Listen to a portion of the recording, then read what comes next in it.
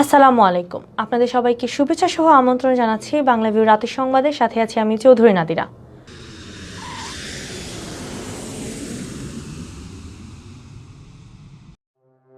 Japan সরকারের উপহারের 2,45,000 dose অ্যাস্ট্রাজেনেকার তৈরি করোনা টিকা এসেছে দেশে। কোভ্যাক্সের আওতায় 15টি দেশকে 1,10,00,000 ডোজ টিকা উপহার দিবে জাপান।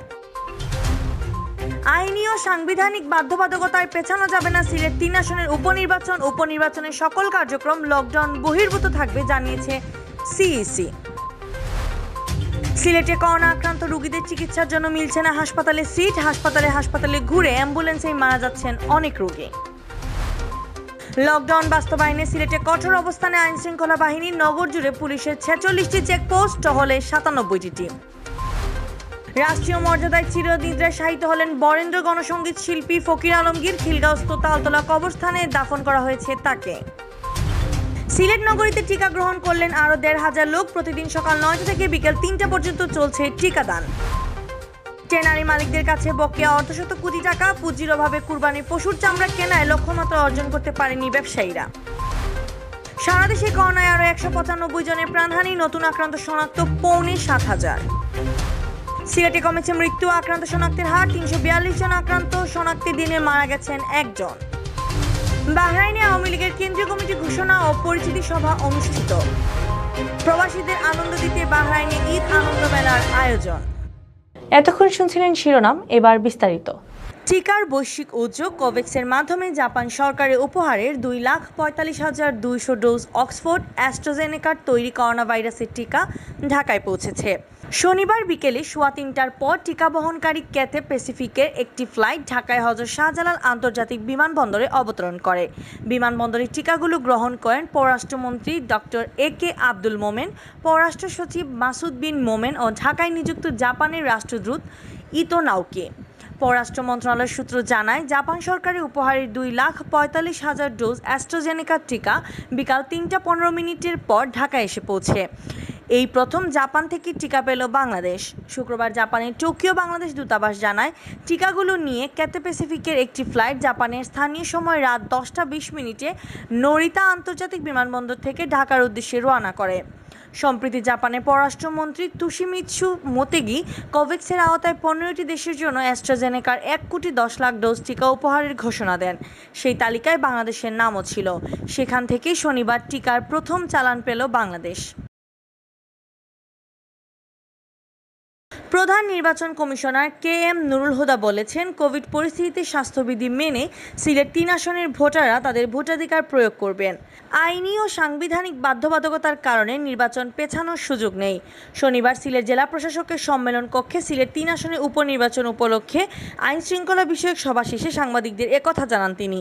প্রথম নির্বাচন কমিশনার বলেন, আগামী 28 জুলাই অনুষ্ঠিতব্য উপনির্বাচনের সকল কার্যক্রম লকডাউন বহির্ভূত থাকবে। স্বাস্থ্যবিধি মেনে সুষ্ঠু ভোট গ্রহণ নিশ্চিতে কঠোর অবস্থানে থাকবে প্রশাসন। এছাড়া সিলেট 3 আসনের EVM-এ ভোট গ্রহণ হবে এবং যথাযথ স্বাস্থ্যবিধি মেনে ভোট গ্রহণের জন্য সকল পদক্ষেপ গ্রহণ করা হয়েছে বলে জানান তিনি। করোনা মহামারীর পরিস্থিতিতে সবাইকে মাস্ক ব্যবহার ও নিরাপদ দূরত্ব মেনে ভোটকেন্দ্রে আসার আহ্বান জানান নুরুল হুদা।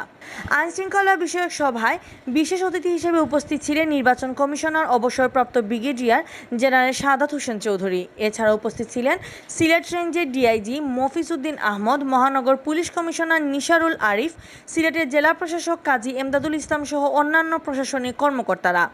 এ সময় সাংবাদিকদের এক প্রশ্নের জবাবে নির্বাচন কমিশনার অবসরপ্রাপ্ত ব্রিগেডিয়ার জেনারেল সাদাত হোসেন চৌধুরী বলেন, সাংবিধানিক দায়িত্ব পালন করতে সবকিছুই করছে কমিশন, এতে কারো কোনো সংশয়ের অবকাশ নেই। সিলেটের দক্ষিণ সুরমা, ফেঞ্চুগঞ্জ ও বালাগঞ্জ উপজেলা নিয়ে গঠিত সিলেট 3 আসন। আসনটিতে ভোটার রয়েছেন 3,30,000। আগামী 28 জুলাই সকাল 8টা থেকে বিকেল 4টা পর্যন্ত EVM-এ বিরতিহীনভাবে এই আসনে উপনির্বাচন ভোট গ্রহণ অনুষ্ঠিত হবে। নির্বাচনে বাংলাদেশ আওয়ামী লীগের হাবিবুর রহমান, জাতীয় পার্টির মোহাম্মদ আতিকুর রহমান, বাংলাদেশ কংগ্রেসের জুনায়েদ মোহাম্মদ মিয়া ও স্বতন্ত্র প্রার্থী শফি আহমেদ চৌধুরী প্রতিদ্বন্দ্বিতা করছেন। গত 11 মার্চ করোনা ভাইরাসে আক্রান্ত হয়ে সিলেট 3 আসনের সংসদ সদস্য মাহমুদুস সামাদ চৌধুরী ঢাকার একটি হাসপাতালে মারা যান। এরপর আসনটি শূন্য ঘোষণা করে নির্বাচন কমিশন। সাংবিধানিক দায়িত্ব পালন করার যা যা করার দরকার তারপরে এখন কোনো রাজনৈতিক দল কেন খুশি থাকবে না থাকবে কিনা ওইটা আমরা করতে পারবো না, এটা তাদের ব্যাপার, তাদের। করোনা আক্রান্তদের চিকিৎসার জন্য সিলেটের সরকারি বেসরকারি কোনো হাসপাতালেই মিলছে না সিট। আইসিইউ পাওয়া তো দূরের কথা, এখন সাধারণ ওয়ার্ডে সিট পাওয়া হয়ে গিয়েছে ভাগ্যের ব্যাপার। এই অবস্থায় সংকটাপন্ন রোগীদের নিয়ে হাসপাতালে হাসপাতালে ঘুরছেন স্বজনরা। সিট না পেয়ে অনেক রোগী মারা যাচ্ছেন অ্যাম্বুলেন্সে, আবার কেউ চিকিৎসা বঞ্চিত হয়ে ফিরছেন বাড়িতে। সিলেটের সরকারি বেসরকারি হাসপাতাল মিলে কোভিড চিকিৎসার জন্য রয়েছে প্রায় 800 শয্যা, আর আইসিইউ বেড রয়েছে 121টি। এর মধ্যে সরকারি হাসপাতালগুলোর মধ্যে কোভিড ডেডিকেটেড শহীদ শামসুদ্দিন আহমদ হাসপাতালে 84টি সাধারণ শয্যা ও 16টি আইসিইউ শয্যা। ওসমানী মেডিকেল কলেজ হাসপাতালে 3টি ওয়ার্ড মিলে 165টি সাধারণ ও 8টি আইসিইউ শয্যা ও খাদিমপাড়া স্বাস্থ্য কমপ্লেক্স ও দক্ষিণ সুরমা উপজেলা স্বাস্থ্য কমপ্লেক্সে 31টি করে সাধারণ আইসোলেশন শয্যা রয়েছে। এছাড়া বেসরকারি সকল হাসপাতাল মিলে প্রায় 450 সাধারণ ও 97টি আইসিইউ শয্যা রয়েছে। শনিবার খোঁজ নিয়ে জানা গেছে সরকারি বেসরকারি কোনো হাসপাতালে সিট খালি নেই, ফলে রোগীদেরকে ফিরিয়ে দিতে হচ্ছে হাসপাতাল কর্তৃপক্ষকে। কোনো রোগী সুস্থ হলে বা মারা গেলে তবেই ভর্তির সুযোগ পাচ্ছেন নতুন রোগী। ভর্তি হতে না পেরে কেউ কেউ হাসপাতালগুলোতে নাম নিবন্ধন করে যাচ্ছেন। কোনো সিট খালি হলে ফোনে জানানোর অনুরোধ করছেন হাসপাতাল কর্তৃপক্ষকে। Sylhet MAG Osmani medical college হাসপাতালের সহকারী পরিচালক ডাক্তার আবুল কালাম আজাদ জানান, ওসমানী হাসপাতালে কোভিড ও কোভিড উপসর্গের রোগীদের চিকিৎসার জন্য 3টি ওয়ার্ড বরাদ্দ দেওয়া হয়েছে। এই 3টি ওয়ার্ডে 165টি শয্যা রয়েছে। এছাড়া 8টি শয্যাযুক্ত আইসিইউর একটি ইউনিট কোভিড চিকিৎসার জন্য বরাদ্দ দেওয়া হয়েছে। গেল 3-4 দিন ধরে কোভিড ওয়ার্ডের সকল সিট রোগীতে পূর্ণ। নির্ধারিত ওয়ার্ড ছাড়াও অন্যান্য ওয়ার্ডেও কোভিড রোগীদের চিকিৎসা দিতে হচ্ছে বলে জানান তিনি। শহীদ শামসুদ্দিন আহমদ হাসপাতালে আবাসিক চিকিৎসা কর্মকর্তা ডাক্তার চয়ন রায় জানান, হাসপাতালে কোনো সিট খালি নেই। কেউ সুস্থ হলে বা মারা গেলে তবেই নতুন রোগী ভর্তির সুযোগ মিলছে। সিলেট বেসরকারি হাসপাতাল অনার্স অ্যাসোসিয়েশনের সভাপতি ডাক্তার নাসিম আহমদ জানান, সিলেটের সবকটি বেসরকারি হাসপাতাল মিলে কোভিড চিকিৎসার জন্য প্রায় 450 সাধারণ শয্যা ও আইসিইউ 97টি শয্যা রয়েছে। বর্তমানে কোথাও কোনো সিট খালি নেই।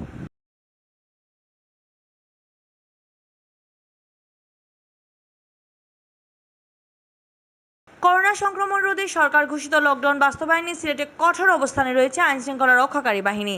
লকডাউন বাস্তবায়ন ও বিধিনিষেধ ভঙ্গকারীদের বিরুদ্ধে ব্যবস্থা গ্রহণ করতে পুলিশের পাশাপাশি র্যাব, বিজিবি ও সেনাবাহিনীর সদস্যরা মাঠে কাজ করছেন। লকডাউনে নিত্য প্রয়োজনীয় পণ্যের দোকান ও জরুরি সেবা সংশ্লিষ্ট প্রতিষ্ঠান ছাড়া সব ধরনের ব্যবসা প্রতিষ্ঠান ও শপিং মল বন্ধ রয়েছে। সিলেট মহানগর পুলিশ জানায়, লকডাউন বাস্তবায়নে মহানগরী জুড়ে 46টি চেকপোস্ট বসানো হয়েছে। একই সাথে পুলিশের 97টি টহল টিম দিনরাত মিলে কাজ করছে। লকডাউন বাস্তবায়নে নগরীর জিন্দাবাজার, লামাবাজার, রিকোই বাজার, চৌহাট্টা, আম্বরখানা, টিলাগড়, মদিনা মার্কেট, তেমুখী উপশহর সহ বিভিন্ন পয়েন্টে চেকপোস্ট বসিয়েছে এসএমপি। মহানগরীর প্রবেশ মুখগুলোতেও আছে চেকপোস্ট। পুলিশকে এসব চেকপোস্টে সতর্ক অবস্থায় দেখা গেছে। কোনো যানবাহন এলেই কোথায় যাবে, কেন যাবে এসব জিজ্ঞেস করছেন পুলিশ সদস্যরা। জরুরি হলে যেতে দিচ্ছেন, না হলে আটকে দিচ্ছেন। অনেক পয়েন্টে অযথা বের হওয়ার কারণে যানবাহনের বিরুদ্ধে মামলা দেওয়া হচ্ছে, জরিমানা করা হচ্ছে। এদিকে লকডাউনের প্রথম দিন শুক্রবার বিধিনিষেধ অমান্য করায় পুলিশের অভিযানে 46টি যানবাহনের বিরুদ্ধে মামলা ও 92টি যানবাহন আটক করা হয়। এছাড়া প্রায় 15,500 টাকা জরিমানাও আদায় করা হয়েছে। রাজধানীর খিলগাঁও তালতলার সঙ্গে ফকির আলমগীরের জীবনের অসংখ্য স্মৃতি জড়িয়ে আছে, আর সেখানেই চিরনিদ্রায় শায়িত হলেন দেশবরেণ্য এই গণসঙ্গীত শিল্পী। শনিবার বাদ জোহর দুপুর 1:50 খিলগাঁও মাটির মসজিদের দ্বিতীয় নামাজে জানাজা শেষে খিলগাঁও তালতলা কবরস্থানে রাষ্ট্রীয় মর্যাদায় তার দাফন সম্পন্ন করা হয়। এর আগে সকাল 11:16 রাজধানীর খিলগাঁওয়ের পল্লিমা সংসদ প্রাঙ্গণে ফকির আলমগীরের প্রথম নামাজে জানাজা অনুষ্ঠিত হয় এবং তাকে রাষ্ট্রীয়ভাবে গার্ড অব অনার প্রদান করা হয়। এরপর দুপুর 12:15টায় সর্বস্তরের মানুষের শ্রদ্ধা জ্ঞাপনের জন্য তার মরদেহ নেওয়া হয় কেন্দ্রীয় শহীদ মিনারে। 15 জুলাই সন্ধ্যা থেকে তার জ্বর ও শ্বাসকষ্ট বেড়ে যায়, এজন্য তাকে দ্রুত হাসপাতালে নেওয়া হয়। পরে অবস্থার অবনতি হলে 15 জুলাই দিবাগত রাত 1টায় হাসপাতালে কোভিড ইউনিটে ভর্তির পরপরই তাকে আইসিইউতে নেওয়া হয়। পরে 18 জুলাই আইসিইউ থেকে তাকে লাইফ সাপোর্টে নেওয়া হয়। গত শুক্রবার তার হার্ট অ্যাটাক হয়, পরে হাসপাতালেই তিনি মারা যান। সিলেট নগরীতে আরও প্রায় ১,৫০০ লোক করোনার টিকা গ্রহণ করেছেন। শনিবার Sylhet MAG Osmani medical college হাসপাতাল ও পুলিশ লাইন হাসপাতাল কেন্দ্রে তারা এই টিকা গ্রহণ করেছেন বলে জানিয়েছেন সিটি কর্পোরেশনের প্রধান স্বাস্থ্য কর্মকর্তা ডাক্তার জাহিদুল ইসলাম। ডাক্তার জাহিদ জানান, শনিবার সকাল ৯টা থেকে বিকাল ৩টা পর্যন্ত ২ কেন্দ্র মিলিয়ে টিকা নিয়েছেন ১,৪০৮ জন। এর মধ্যে ওসমানী মেডিকেল কলেজ হাসপাতালে প্রথম ডোজ টিকা নিয়েছেন ১,২০৮ জন। এর মধ্যে পুরুষ ৭০৭ ও নারী ৪৩৮ জন। একই কেন্দ্রে দ্বিতীয় ডোজ নিয়েছেন ৭৪ জন, তাদের মধ্যে ৪০ জন পুরুষ, ৩৪ জন নারী। সিলেট পুলিশ লাইন কেন্দ্রে প্রথম ডোজ টিকা নিয়েছেন ২০০ জন, এর মধ্যে পুরুষ ১৬৯ জন ও নারী ৩১ জন। ট্যানারি মালিকদের কাছে বকেয়া পড়ে আছে প্রায় অর্ধশত কোটি টাকা, নেই আগের মতো দরও, আছে পুঁজির অভাব। এই অবস্থায় এবার ঈদুল আজহার সিলেটের ব্যবসায়ীরা নিজেদের লক্ষ্যমাত্রা অনুযায়ী চামড়া সংগ্রহ করতে পারেননি। সিলেটে এবার ঈদে ১ লাখ চামড়া সংগ্রহের লক্ষ্য ছিল ব্যবসায়ীদের, কিন্তু তারা সংগ্রহ করতে পেরেছেন মাত্র ৭০,০০০ চামড়া। ব্যবসায়ীরা বলছেন তাদের এখন পুঁজির অভাব। আগে ট্যানারি মালিকদের তারা যে পরিমাণ চামড়া দিয়েছেন সেগুলোর বকেয়াও পড়ে আছে, যার পরিমাণ প্রায় ৫০ কোটি টাকা। ট্যানারি মালিকরা অল্প স্বল্প করে বকেয়া পরিশোধ করছেন, ফলে সিলেটের ব্যবসায়ীরা এখন ধুঁকছেন পুঁজি নিয়ে। তারা বলছেন চামড়া ব্যবসা এখন আর লাভজনক নয়, ধীরে ধীরে এই চামড়া খাতকে ধ্বংসের দিকে ঠেলে দেওয়া হচ্ছে। ব্যবসায়ীরা জানান, সরকার এবার ঢাকার বাইরে গরুর প্রতি বর্গফুট লবণযুক্ত কাঁচা চামড়ার দাম ৩৩ থেকে ৩৭ টাকা নির্ধারণ করে দিয়েছে। এছাড়া প্রতি বর্গফুট খাসির চামড়া ১৫ থেকে ১৭, বকরির চামড়া ১২ থেকে ১৪ নির্ধারণ করা হয়েছে। অথচ ২০১৫ সালেও গরুর চামড়া বর্গফুট ছিল ২০০ টাকার মতো। সিলেটের শাহজালাল চামড়া ব্যবসায়ী সমিতির সভাপতি শামীম আহমদ জানান, চামড়া ব্যবসায়ীর এখন কঠিন সময়। ব্যবসায়ীরা ১ লাখ চামড়া সংগ্রহের লক্ষ্যমাত্রা নির্ধারণ করেছিলেন, কিন্তু ৩০,০০০ কম সংগ্রহ হয়েছে। পুঁজি না থাকায় তারা লক্ষ্যমাত্রা অর্জন করতে পারেননি। সারা দেশে গত ২৪ ঘন্টায় করোনা আক্রান্ত হয়ে আরও ১৯৫ জনের মৃত্যু হয়েছে। এই নিয়ে মৃতের সংখ্যা বেড়ে দাঁড়িয়েছে ১৯,০৪৬ জনে। এ সময় নতুন করে শনাক্ত হয়েছেন ৪,৭৮০ জন। এতে মোট শনাক্তের সংখ্যা বেড়ে দাঁড়ালো ১১,৫৩,৩৪৪ জনে। শনিবার স্বাস্থ্য অধিদপ্তর থেকে পাঠানো করোনা বিষয়ক নিয়মিত সংবাদ বিজ্ঞপ্তিতে এই তথ্য জানানো হয়। স্বাস্থ্য অধিদপ্তরের বিজ্ঞপ্তিতে বলা হয়, গেল ২৪ ঘন্টায় করোনা থেকে সুস্থ হয়েছেন ৯,৭২৩ জন। আর এ পর্যন্ত মোট সুস্থ হয়েছেন ৯,৮৮,৩৩৯ জন। সারা দেশে সবকটি ল্যাব মিলিয়ে ২৪ ঘন্টায় নমুনা সংগ্রহ করা হয়েছে ২০,৫৩৬ জনের। পরীক্ষা করা হয় ২০,৮২৭ জনের। নমুনা পরীক্ষার তুলনায় শনাক্তের হার ৩২.৫৫%। আর এ পর্যন্ত দেশে মোট নমুনা পরীক্ষা হয়েছে ৭৪,১৭,৬৯৪টি। মোট পরীক্ষার তুলনায় শনাক্তের হার ১৫.৫৫%। গত ২৪ ঘন্টায় মারা যাওয়াদের মধ্যে ঢাকা বিভাগেরই ৬৮ জন, এছাড়া খুলনায় ৪১, চট্টগ্রামে ৩৬, রাজশাহীতে ১৮, বরিশালে ৫, সিলেটে ১, রংপুরে ১৬ ও ময়মনসিংহে ১০ জন মারা গিয়েছেন। গত ২৪ ঘন্টায় মারা যাওয়াদের মধ্যে ১০৩ জন পুরুষ ও ৯২ জন নারী। এদের মধ্যে ৫ জন বাসায় মারা গিয়েছেন, বাকিরা হাসপাতালে। এ পর্যন্ত ভাইরাস থেকে মোট মারা যাওয়াদের মধ্যে পুরুষ ১৩,০৭৪ জন ও নারী ৫,৯৭২ জন। গত বছরের ৮ মার্চ দেশে প্রথম ৩ জনের দেহে করোনা ভাইরাস শনাক্ত হয় এবং ১০ দিন পর ১৮ মার্চ এই ভাইরাসে আক্রান্ত হয়ে প্রথম একজনের মৃত্যু হয়।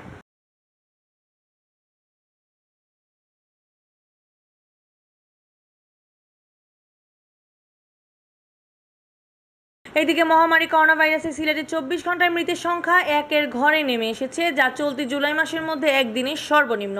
এদিকে সর্বশেষ ২৪ ঘন্টায় আরও ৩৪২ জন করোনা আক্রান্ত রোগী শনাক্ত হয়েছেন। গেল ২৪ ঘন্টায় সিলেট বিভাগের মৃত্যুর সাথে করোনা শনাক্তের হারও কমেছে বলে জানিয়েছে স্বাস্থ্য অধিদপ্তর।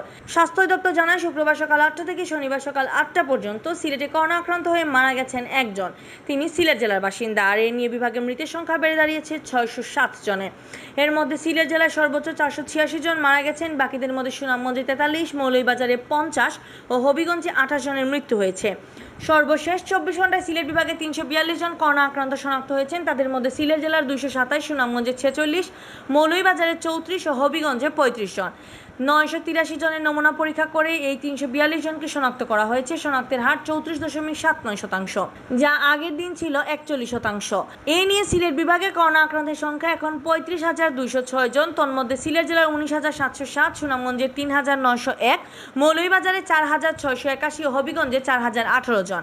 এছাড়া ওসমানী মেডিকেল কলেজ হাসপাতালে ২,৮৯৯ জনের করোনা শনাক্তের তথ্য দিয়েছে স্বাস্থ্য অধিদপ্তর, তবে তাদের ক্ষেত্রে নির্দিষ্ট করে জেলা উল্লেখ করা হয়নি। সর্বশেষ ২৪ ঘন্টায় সিলেটে ২৩৪ জন করোনা থেকে সুস্থ হয়ে উঠেছেন। এ নিয়ে মোট সুস্থতার হার ২৭,৯৪৬ জন। বাংলাদেশ আওয়ামী লীগ বাহরাইন কেন্দ্রীয় কমিটি ঘোষণা ও পরিচিতি সভা অনুষ্ঠিত হয়েছে শুক্রবার রাত 8টায় বাহরাইনে বাংলাদেশি মালিকানাধীন একমাত্র চিকিৎসা প্রতিষ্ঠান লিন্নাস মেডিকেল সেন্টারে হল রুমে এক অনুষ্ঠানের মাধ্যমে এই কমিটি ঘোষণা করা হয়।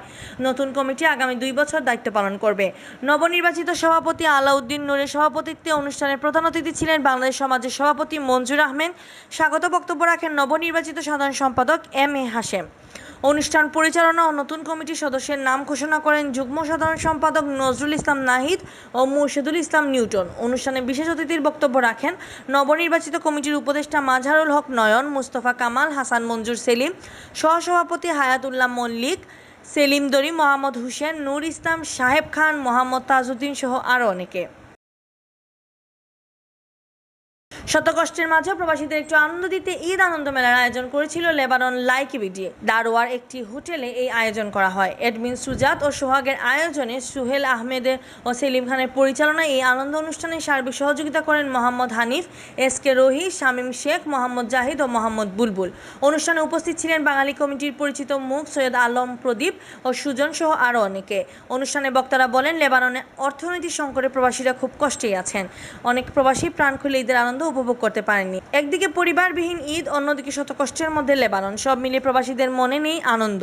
এই অবস্থায় আনন্দ মেলার আয়োজনের মূল উদ্দেশ্য হলো কিছুটা হলেও প্রবাসীদের মনে আনন্দ দেওয়া।